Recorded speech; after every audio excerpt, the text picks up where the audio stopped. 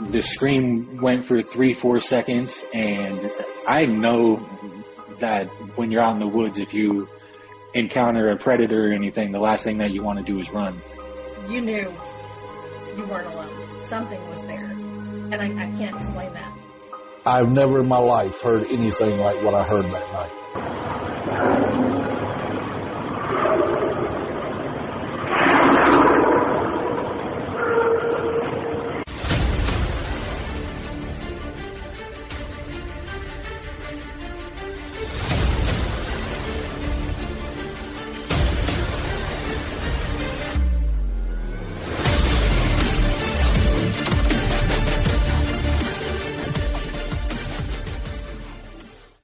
On this episode of the Cryptid Crew Podcast, I'm truly excited to have on paranormal enthusiast, storyteller, and co-host of Ghosts in the Mountains podcast, one of my favorites, by the way, Caleb Hanks. Caleb, thank you for coming on the show. Thank you, Mark. I am incredibly excited to be asked to be a part of your show, so thanks so much. I've been looking forward to this. I am excited for you to be on the show as well. Have y'all had the amount of rain that we have had today? Oh, man. Well, I keep going on and on about it on the podcast.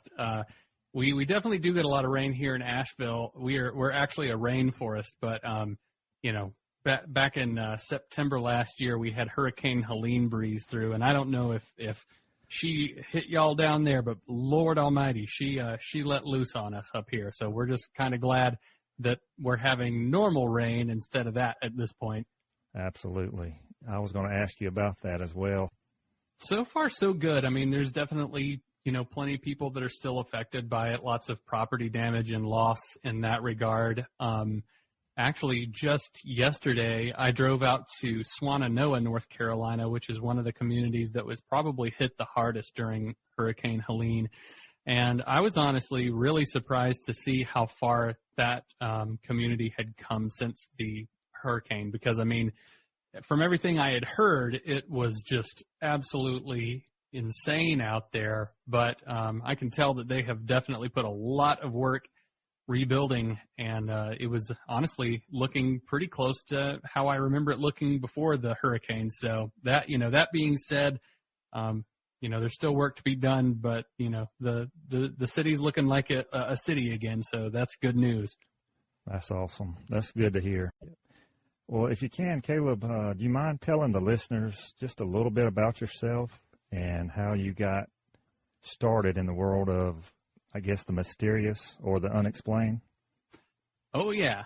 My name is Caleb Hanks. I am the brother of another prominent paranormal researcher, Micah Hanks. He is mostly known in the UFO world, but he is, editor-in-chief of the debrief.org, and they, cover all kinds of science news and that sort of stuff. But at an early age, he and I both were introduced to the idea of, all things paranormal, because our dad was a sick, twisted individual. I'm just kidding. He was a very, very sweet man, but he found these books about Bigfoot, the Abominable Snowman, Loch Ness Monster, and UFOs. And he was like, yes, I'll give these to my children, these very young kids. And the Bigfoot book, absolutely, the cover of it just terrified us, scared us to death. And we literally locked it in a drawer for years, just never would touch it. And then probably around the time that the brother was, kind of around kindergarten or first grade, he was very smart from an early age, and he, pulled that book back out and started really getting into it. And so by the time, that we were in our teens, we knew all about this stuff. We'd been watching, I'm sure you probably remember the show In Search Of back in the day. Yes, I do. Oh yeah, man. We ate that stuff up. I think it was running on like A&E or whatever, but by the time we were in our teens and our brains were fully saturated by media like that, we got into the boots on the ground ghost hunting sort of stuff, and we did that for quite a few years. By the time that I was 16 years old, I became the youngest member of a paranormal group here in Asheville, North Carolina. called the Lemur Team, which is an acronym for the League of Energy Materialization and Unexplained Phenomena Research with a silent P. And I did not name that. I did not name that one. Oh, yeah. It's still a mouthful. But that was headed up by Joshua P. Warren. And, he's another kind of interesting individual from, right here in Asheville. I think he lives out in Las Vegas now, but, he's gotten into all kinds of different things in the realm of the esoteric. But, we were doing that for a couple of years there. And then the bro went on to start doing podcasting, and he started a show called The Gralien Report that ran for a very, very long time. And then just a couple of years ago, he rebranded over to the Micah Hanks program, which he still does to this day. And so when I was a teenager, I was playing in punk bands, and I met this scrawny little kid named Austin Burgess. And, he and I were really into the same kind of music. He was also always just a super nice guy, and we never played in bands together, but we were always playing shows together, our separate bands. And years go on, he and I kind of run into each other every once in a while, and every time we do, he's always kind of curious about, what my thoughts on paranormal subjects were, even though for a time I'd kind of fallen out of it for a little while. But not too long ago, just a couple of years back, my brother tells me that Austin had emailed him and had asked how I was doing, and so they decided to meet up and get a beer.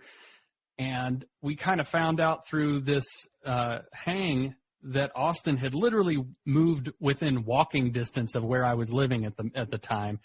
And so, we just immediately start hanging out again, and every single time we would get together, we would always end up just like falling right back into the fold of talking about this, paranormal stuff. And, over time, the bro would just kind of egg us on and be like, dude, you guys just need to start your own podcast. And we'd kind of be like, that'd be kind of fun. Maybe it would be cool. And then the beginning of the year, Austin texted me and was just like, dude, let's just make this thing happen. We started kind of throwing around ideas of what we wanted it to be. We kind of wanted it to be, just very paranormal themed, because we both had a huge interest in just like the whole, paranormal phenomenon of ghostly activity. But then again, it's, cryptids and, any kind of cryptid. Bigfoot, Mothman is a huge favorite between he and I, the whole thing around that and the mystery, surrounding Point Pleasant, West Virginia.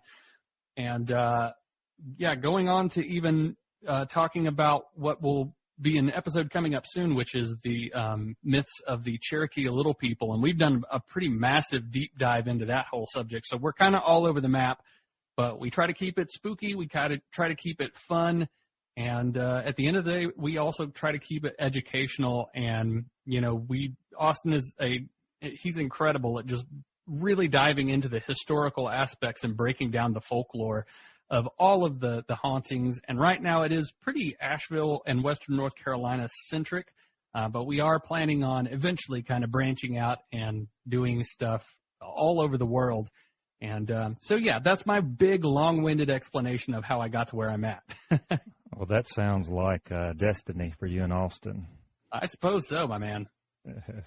Tell me this, is there one specific subject or cryptid or whatever that's your favorite? Oh man, that's an easy one. The original lizard reptilian Chupacabra. Oh, that's a good one.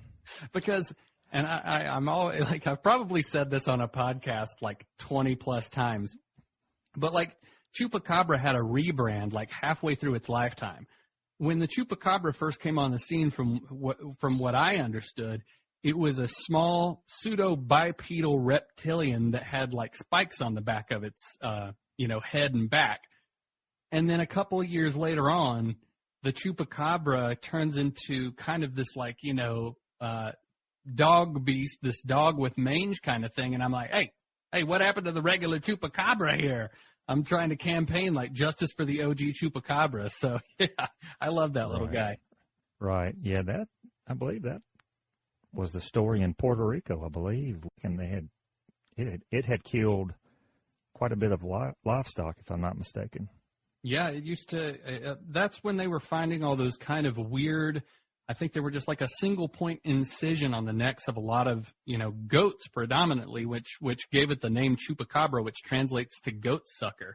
And they were trying to figure out, like, what, animal would be able to have this incision where it would, only hit it in one spot, and then there would be the removal of blood and internal organs all through this one spot. So, that is a very, very strange thing. And coming from the origin of like where that name came from, that was another point of contention for me, as to where I just didn't quite understand why they were trying to pin this on some sort of, quadrupedal dog like creature, because, any sort of canine like that is going to have, a bunch of teeth. It's going to be pretty close to figuring out how it's going to, rip stuff open. So I was always kind of blown away by how that rebrand happened. Right. And I think the first time I saw that rebrand, I guess you could say, was on, I believe it's MonsterQuest. Oh, man. Several years ago. Man, they had some great episodes on that show. Oh, absolutely. That was one of my favorites. That kind of got me, I guess I went for a little while without seeing any type of documentaries or series or whatever. Then I believe it was MonsterQuest that came on maybe the early 2000s, possibly. Oh, 100%. I remember it was probably around 2005 or 2006. 206. I'm also a vampire. 2006, where they would just do those MonsterQuest marathons. They'd be running that on the History Channel all day long, and it'd be cold outside, and me and the bro would just be like hanging out watching that stuff for like hours and hours. Yes, that was good stuff. And that particular, talking about the Chupacabra, they portrayed it on there as a four-legged, like you had said earlier, four-legged canine type of animal or creature that was hairless. Yeah. Yeah. So, but did you remember hearing about it being some sort of like little reptilian though back in the day? I do. Yes. Yeah. Absolutely. And to me, I think most of the stories came from South America, possibly, and sure. Like we had talked about earlier, Puerto Rico. But I don't know how it transformed into a four-legged creature here or in Texas. I believe is where it was first spotted. Yeah, we could both do a deep dive on that subject on our respective podcasts. Yes. Is there any particular story that sticks out to you more than any others growing up? Cryptids or paranormal or any of that? Oh man, that's kind of one of those like where to start questions. Well,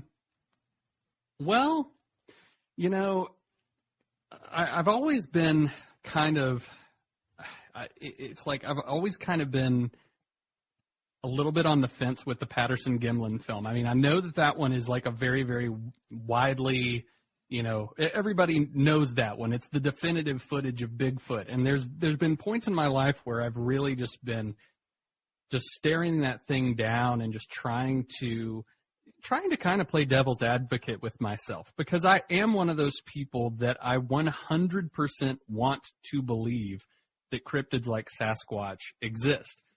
And sometimes I question whether the Patterson-Gimlin film is somebody in a costume. I have to say, no matter what, it was a very, very good-looking costume if it was.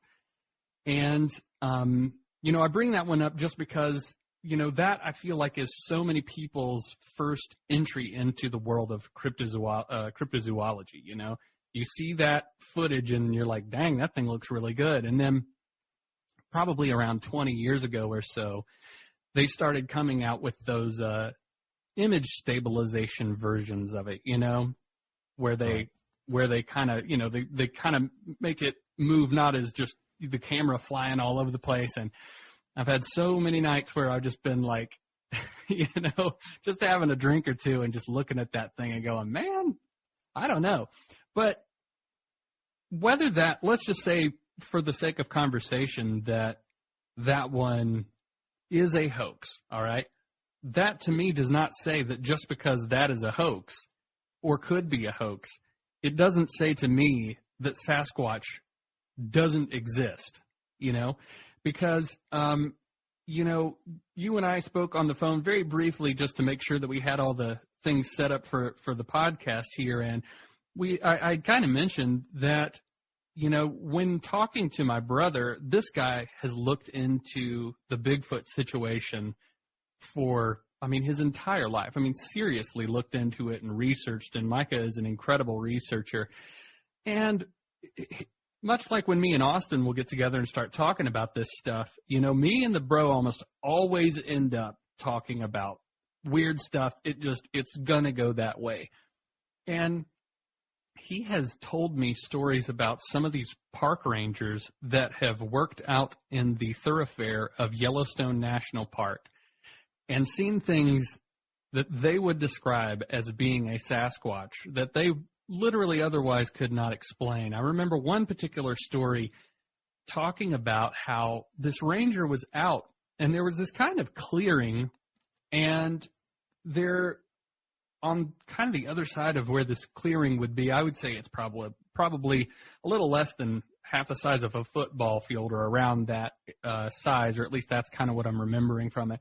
But he said he watched this dark, bipedal, hairy creature kind of creep along the edge of the where the forest started there. And he said that it looked like it was tracking game. And he said that it would look out kind of, warily, trying to, make sure that it's not scaring off anything. And it would kind of look out from under the tree cover, and then it would just very, very slowly walk along the side of the trees there. And he said he watched this thing for quite a few minutes, and then it just kind of disappeared off into the woods. And I just have to say that for a decorated park ranger that's been working in Yellowstone for how many ever years of their life and has been in nature and witnessed these things, it is pretty incredible when you hear somebody that's that credentialed coming out with a story that detailed about what is more than likely a Sasquatch. So anyway, that's my long-winded way in saying that, when it comes to cryptids, Bigfoot is still probably the king. I agree. And that's you're talking about the park ranger. That's a extremely credible witness or source as well. Yeah, just an interesting story altogether. Right. Yeah, that film, I did a small short on it not too long ago and did some research as well.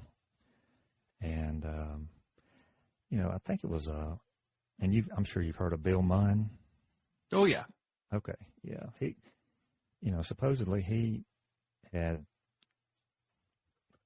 I guess, been a Hollywood, not stunt person, but, costume, makeup artist, yeah. I think, in the late 60s, early 70s, I believe. And I saw and read where he, I guess, debunked it himself by saying, in the late 60s and even early 70s, they did not have that type of technology to make a suit like that, where you can see, muscular or some muscular definition and, strides and then I guess somebody in the costume. I think way back then, Planet of the Apes, the original Planet of the Apes TV show, and those costumes were absolutely terrible. Oh, yeah. Well, one thing that's always kind of been interesting to me is like when you look at the slowed down version of that film, it does appear to be a female in the chest region there. And I've always thought, in the event that ends up being a hoax, that's kind of a really interesting detail to add to a costume. I just feel like if you're a couple of guys that are trying to pull a prank, you'd probably, try to make it male. I just kind of feel like that's a very, very interesting detail. And so that for me has always kind of muddied the water a little bit with that. Right. I totally agree with you on that aspect of it. I've seen some more recent videos, and in some of them you can absolutely tell it's a hoax.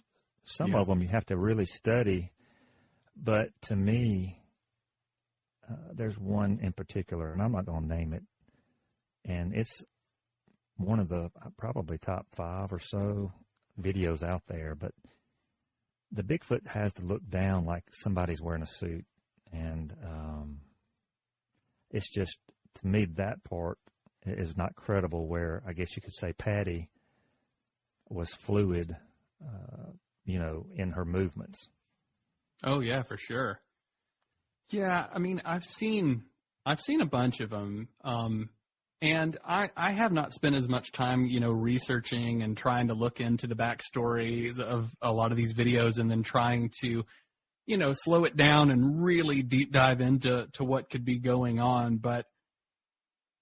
And maybe this is a completely debunked hoax at this point, but I do remember seeing a video a little while back that I thought was relatively interesting, where it almost looked like a Sasquatch was kind of, or, a darker figure was somewhere kind of in a swamp, and they were like kind of digging in some bark and maybe trying to pull some grubs out of a tree.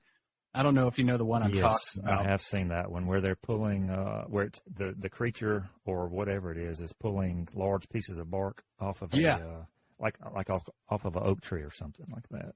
Yeah. So, that's one of the ones that I looked at, and I was like, I mean, that one seems a little bit more interesting than, some of these that I have seen, and I'm thinking, yeah, this is like a straight up hoax. But, yeah, I mean, there are a couple of interesting ones out there, and, but there's also a lot of people out there trying to pull one over on a lot of people, Absolutely.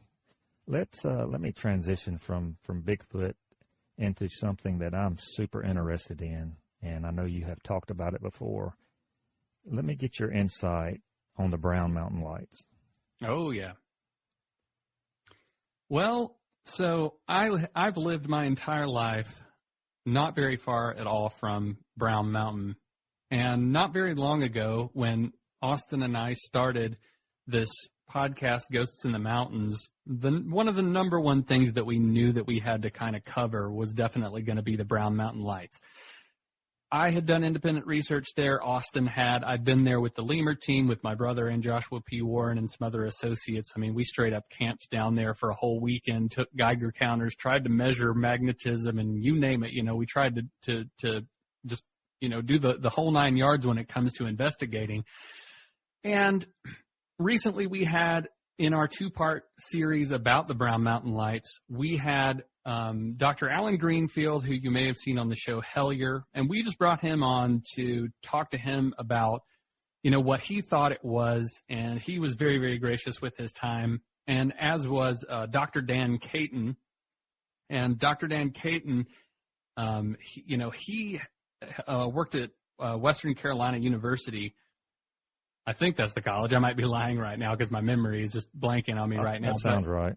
But yeah, he was there for years, and I think he still is. And he spent just years and years and years and years just observing the mountain range there. And he, was one of the people that set up a bunch of different cameras in a bunch of different locations and tried to essentially capture a phenomenon. Now, I'll kind of go through, some of their perspective, and then I'll kind of get to where I've landed with it. But, Greenfield is more so of the camp to where he thinks that there is something truly paranormal going on there that could potentially involve, vortexes and you name it.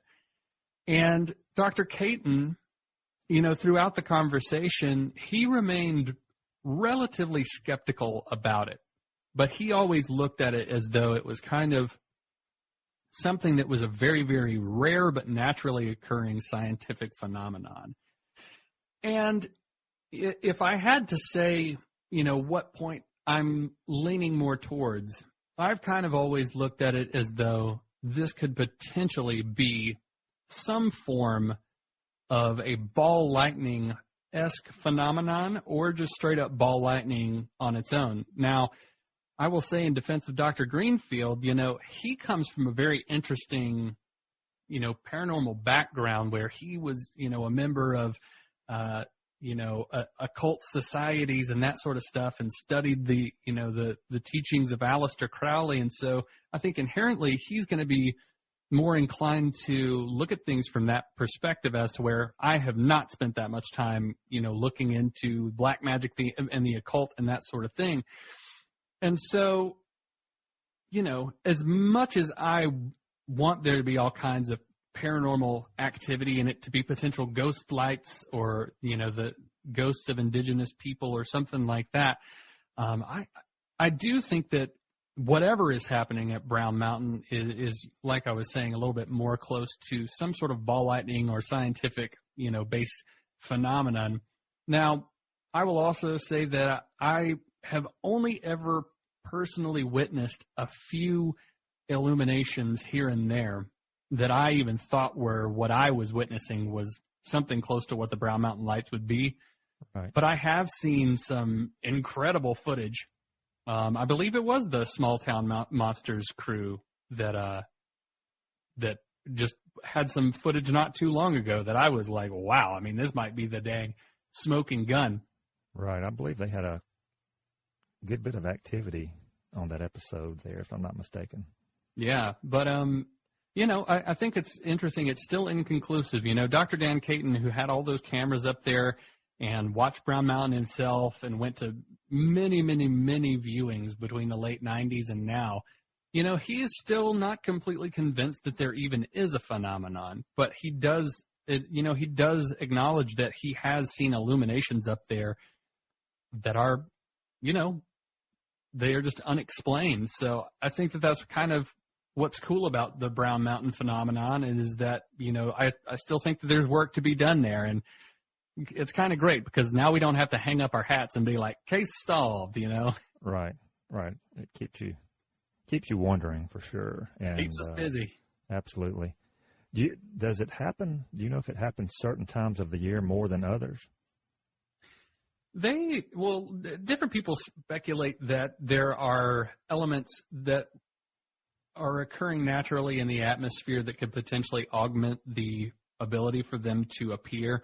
One of the popular times of year that people go up there is actually in the middle of the winter, because, and I think that this was kind of along the train of thought that Joshua P. Warren kind of had, but he always thought that in the wintertime, the air was a little bit more electrostatically charged, and that was something that was kind of facilitating whatever this, if it were a lightning phenomenon, then maybe that is, kind of how it was allowing it to happen in the air. But, I've seen people post videos that are all times of the year, and, there's definitely, there are some areas around there where people would ride RVs and stuff, and I think that certain people would become a bit confused as to what they were seeing. And then, I'll just cite something that Dan Caton had mentioned on our podcast. He's been on sky watches out there off the overlook at right there at Brown Mountain, and people, come out there and they kind of get in their own head and they want to see something, and they'll literally be looking at an airplane with regulation lights blinking, and they'll be like, "Oh my God, there it is! Those are the lights!" And right. It's kind of open to people's interpretation, but that's why it's always good to have a camera with you wherever you go, because then you can have that, justifiable feedback to look at it and see if it captured something you didn't, Absolutely. Yeah, I was just wondering if that, is there any other phenomena that has occurred around Brown Mountain besides the lights itself? Well, yeah, there's all kinds of stuff. I mean, I think there's even been as much as like Sasquatch reports down there. But one of the things that we were talking about on our recent episode where my brother joined us, the episode called UFOs over North Carolina, featuring Micah Hanks, we were talking about quite a bit. Our dad was in a band with a guy who just passed away recently, unfortunately. But we were at many a cookout with our friend Jeff before he passed, and he told us that he was there in the 70s and was standing there at the overlooking Brown Mountain, and saw a giant triangular craft the size of a football field or bigger slowly and silently fly directly overhead, over the mountain and over where he was standing. Oh, wow.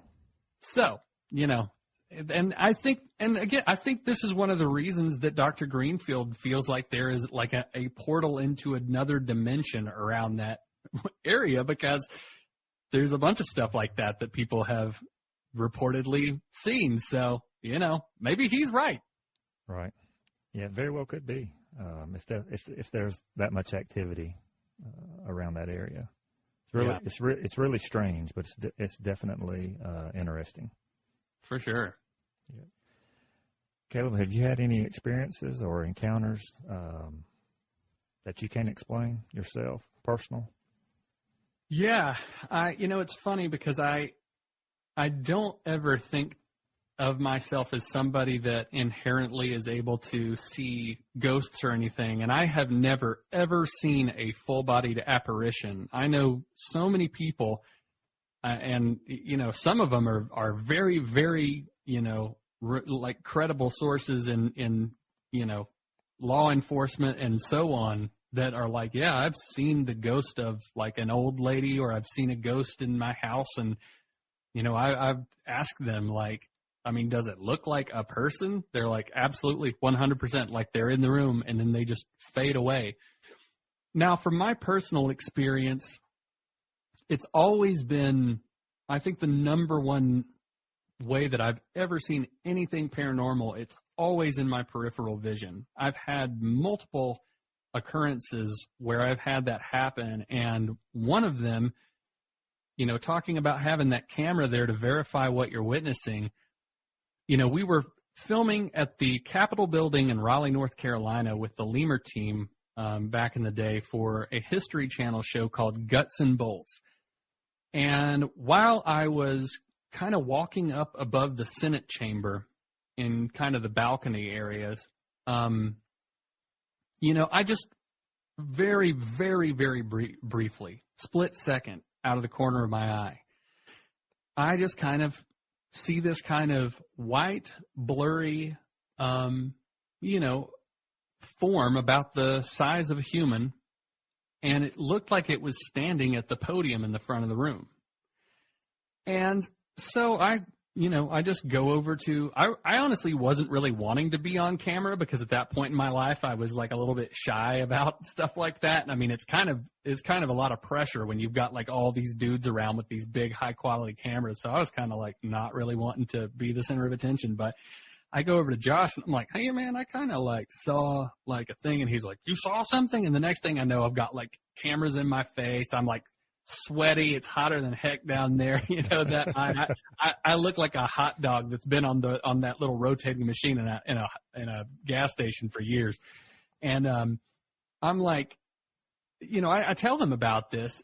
And so the next thing I know, when the show comes out, it turns out that the security cameras in that room, in the very spot I saw what I saw in front of the podium, they captured this kind of white, amorphous, humanoid, glowing form right there in front of the podium. And in that episode, it was so funny because the narrator just said, could this be Caleb's ghost? And I was like, well, that's a fun way to put it, buddy. But I was honestly blown away that, like, here I have this tangible photographic evidence of almost exactly what I saw out of the corner of my eye. And so I try not to get in my own head when I'm in haunted locations and just feel like I'm always seeing something. But whenever I do feel like I see something out of my periphery, I do try to take a mental note to just snap a picture, maybe not even look in that direction, but just, point the phone wherever and just snap a photo, see if anything pops up. So it's just been stuff like that over the years. But maybe one day I'll finally see a full-bodied apparition, and part of me wants to, part of me does not. Right. Yeah, that kind of verified what you saw, no doubt. I have experienced, I guess, an orb, and I've said this on a previous episode or two. I got up late one night to walk into the kitchen in our house, and out of my peripheral, I saw an orb fly from one wall from my right through the kitchen wall into the living room. And I was up just getting something to drink or snack on, but it did not take me long to leave the kitchen area. No doubt. But of course, I did not tell my wife for about 6 months because I thought, what is she going to do?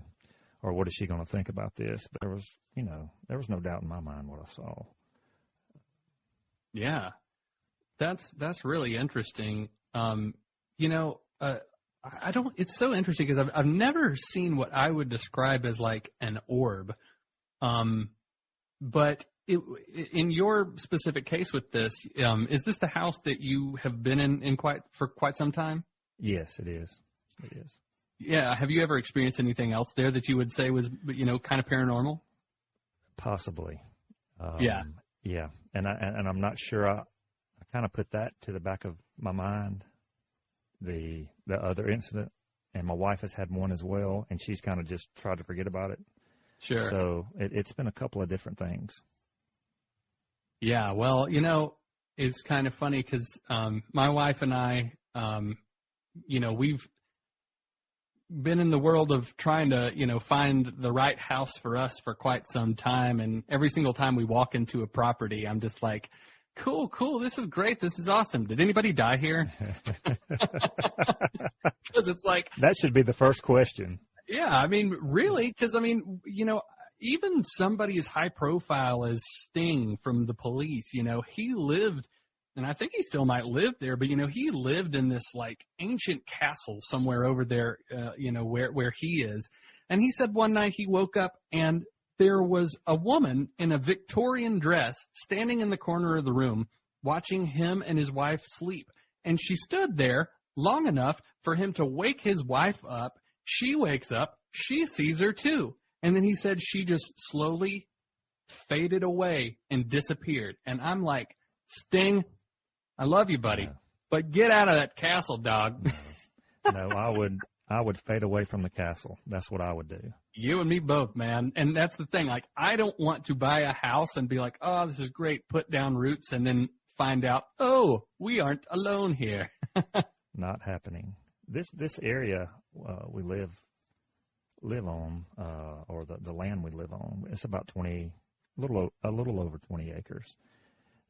There's been Indian heads found out here and some other things over the years. So I know there's been some Native American activity here. Sure. And yeah. what that has to do with Orb, I don't know. I just, but the land does have some history. Oh yeah. Well, I mean, we there's a deep history of indigenous people here, and they might not all still be stoked that we're here. Right. Well, Caleb, towards the end of the episode, I do a Q&A. It's called Rapid Fire Q&A with 3 questions. The first thing that comes to your mind. Are you ready? Oh yeah, I'm ready. Okay. Favorite movie? Oh man. I'm going to go with Tombstone. Good one. Val Kilmer. Oh, Kurt rest Russell. in peace. Yes, awesome movie. Number 2, favorite hobby outside of podcasting and researching? Making music, for sure. Oh, okay, good. Do you spend a lot of time doing that, or try to? I've actually done music professionally for almost my entire adult life, yeah. Gotcha. I was doing bluegrass for years, and now I do a bit more songwriting for, different commercial endeavors. But yeah. Oh, neat. Okay. Well, good. So that's something you enjoy. Yeah, I still like making music for sure. Right. Number 3, favorite paranormal TV show, past or present? I'm probably just going to have to go with the OG, the In Search Of, man. That show, it was, not only was it informative and awesome, the dramatizations that they used to do were so good because the film stock looked cool and old and creepy, and the costumes and stuff that they would do. And I'm sure you probably remember this episode, but do you remember there was a dramatization that was done with the Sasquatch encounter where there's a little kid and he's camping out by the fire and he hears a bunch of footsteps and then he looks up and there's a Sasquatch looking down at him. Do you remember that episode? Absolutely. Dude, That I just feel like it does not get any better than that. It was Can't go wrong with that. It was campy, but it was also creepy, and I just loved it, man. Yeah. Yep. No doubt. No doubt. Caleb, I have thoroughly enjoyed this. I appreciate you coming on the show. Man, I have enjoyed the heck out of talking with you, and like I said, I'm gonna give you a big shout out on the old Ghost in the Mountains podcast, and I hope to send some people your way because, my man, we got to preach the good word of the Sasquatch. You as well. You as well. I will put a link to Ghost in the Mountains podcast in the description, and any other social media links you would like as well, and for the listeners to check it out because it's an awesome podcast. I really, really enjoy listening to you. Awesome. Well, thank you so much. Yeah, it's kind of given me an opportunity to put some of my audio skills to work and, make some little dramatizations myself, kind of hearkening back to the old stuff that I used to see. So I am so incredibly thrilled to hear that you're enjoying the podcast. And thank you so much for reaching out and giving me an opportunity to come, talk to, you and your audience and just, have a voice to some other fellow cryptid and paranormal lovers. I'm a little ways north of where you are, and hopefully we can keep the lines crossed and keep the communications going. Sure, no doubt. We'll have to stay in touch. And thank you again, Caleb, for coming on, and thank you to the listeners. Please like, share, and subscribe. It helps the channel. And if you've had an encounter or an experience, please shoot me an email with your contact information at the Cryptid Crew Podcast at gmail.com, or check out our link tree and share your report. Thank you for listening, and God bless.